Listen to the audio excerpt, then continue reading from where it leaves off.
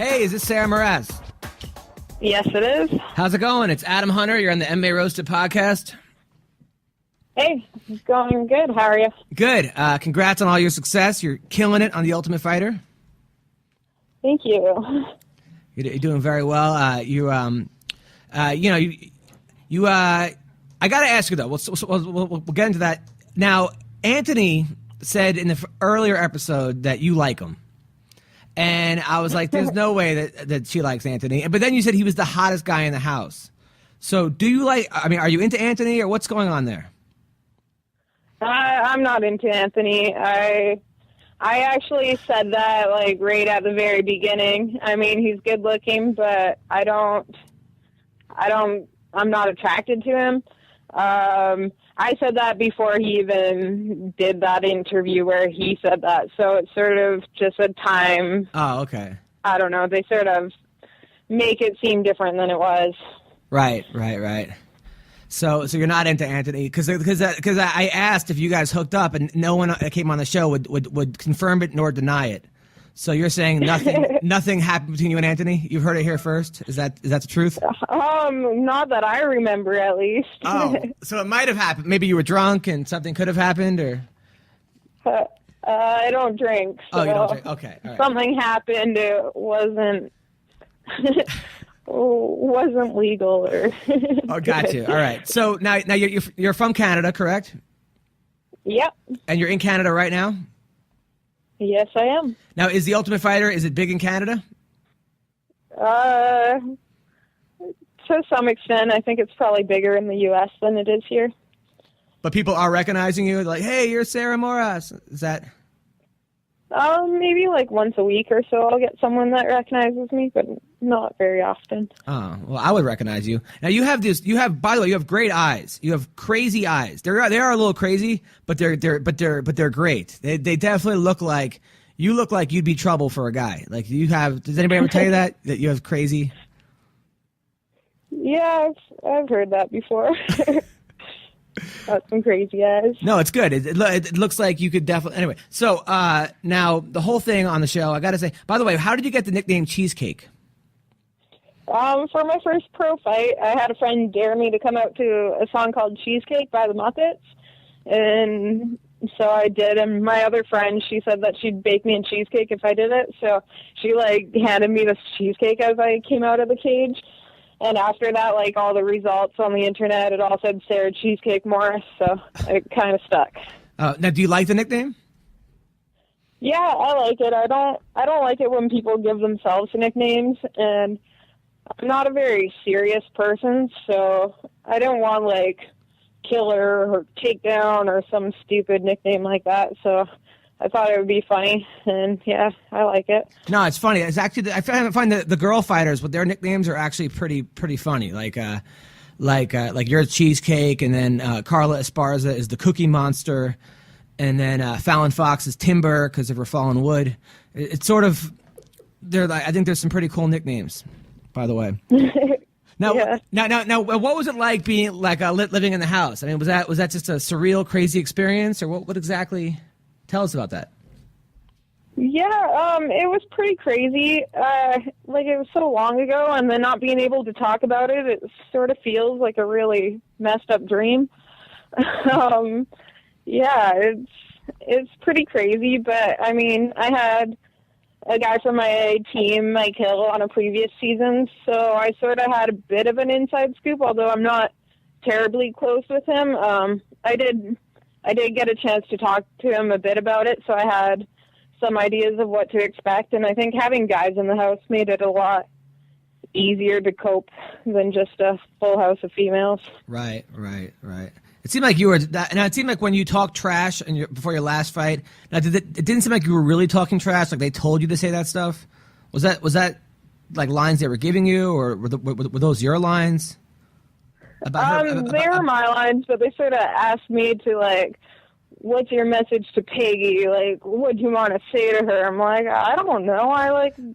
She mostly slept and wasn't really, very social at this point in the house, so I didn't really know her at all. So I just sort of said what I knew and didn't really think they'd use it because it was terrible. but they did. Right. Right. I mean, you did call her a giraffe. You called her a firebush giraffe? Yeah, I called her a giraffe. I don't know. It's just what came to mind. So said it. Now you called out Ronda Rousey after getting into the house. Is that something that you still want to fight? You still want to fight Ronda? Or, I mean, is that... Of course I want to fight Ronda. She's the champ right now. I think if people are fighting, especially like at this level, to be in the house, I'm sure every one of them wants to fight Ronda, at least at some point, to get that shot at that title, and take it away from her, break her undefeated record. So, I mean, yeah, I think if you don't want to fight Ronda, you're an idiot, especially if you're a female. Well, I guess if you're a female in the sport. Yeah. Well, I think Caro wants to fight her too. But now there was a thing where maybe he'll get a sex change and fight her. It's happened. Yeah, I think maybe. Now you actually so you and Raquel are upset about Misha not training you. You basically Raquel is that Misha is favoring Julianna, and you and Raquel are kind of left to the side. Yep. Yeah, I kind of figured that would be in the next episode. Yeah, that's definitely how I felt pretty much since the very beginning. Even like with Julianna having the first full week preparing for her fight, it was sort of all about her. They made me work with her, make me work a lot of stuff preparing her for her fight, and then when it was my turn, it was like, you have 24 hours notice to make weight, and there's not really any time to work for me. And then also with her having that fight very earlier on, so they were always working with her, preparing her for the semifinals and stuff. So it was, yeah, it definitely felt like we weren't getting as much attention as Julianna. So, like, Misha was basically favoriting Julianna because that's her friend, and then you and Raquel were just for, like, the bastard stepchildren that weren't getting any love. Yeah, I mean, it wasn't even just me and Raquel. I'm pretty sure everyone on our team felt that way other than Julianna and maybe Chris Holdsworth, because he also had one of his coaches there as a coach on the team. Right. Now, you fought Julianna before and beaten her. Yes. So was that weird going into the house, like knowing that you already fought to her, and then you lost to Raquel back also? So was there kind of some weird friction that, like, you had already beaten Julianna, so maybe now she's getting better as opposed to you getting better because she, does she have an advantage or do you have an advantage? I think skill-wise I'm a lot better, but I think she definitely had an advantage having, people that she was used to working with, people that knew how she liked to be coached, and having Misha sort of work with her the entire time. Right. No, I totally, I get it. I mean, it does seem like a, and it's kind of weird the way the whole season's going, because the way it seemed like a lot of people were upset at the way Ronda was acting in the beginning of the show, because they thought, giving the finger and then the whole fight and then the whole Edmund and what's his name, the guy Edmund and Dennis Hallman. And Dennis Hallman thing, all that, and now it seems to be Ronda's becoming the better coach because she's out with the team and cares about the team, and whereas Misha's now picking sides and sort of like, okay, I was all about this for against Ronda, now I'm just all about Julianna. Yeah, like I haven't seen the next episode, so I don't really know yet. But I'll tell you what happens. So you get. Yeah, so what happens is you get butt naked. I thought the whole time that the editing was terrible for Ronda. Like, I thought she was awesome. I know she was an awesome coach. I know everyone that I've talked to from her team love her. So it sort of threw me off how the editing showed her. Right. Now, but as for Misha, it hasn't really shown anything that that makes people not like her. Right. At least from what I've seen so far. Well, I think the thing that seems like makes her not like her is the fact that she's not working with you and Raquel right now. That seems to be the beginning of the turn. Yeah, I mean, I haven't seen that episode, so I don't know yet. Gotcha. Sorry, I'm screwing up your whole show. No. You're not screwing up anything. You're great. I've been wanting to talk to you for the entire, because it seems like you're a really cool girl. You definitely, a lot of people love your hips, by the way, and like your butt. They think that your butt. Just so I know Holdsworth said they don't call you Moras for nothing. Just that's what he came on our show and said that. Do you know that? Who said that? Sorry? Chris Holdsworth said that they don't call you. Oh, yeah. He said they don't call you Moras for nothing. You didn't hear that, or? Yeah. I mean, I've said that myself. I went to high school. You know, there were bullies. There were people that, you know, talk about me. So it's not the first time that I've heard that I have a big ass or anything like that. Well, I mean, people aren't trying to bully.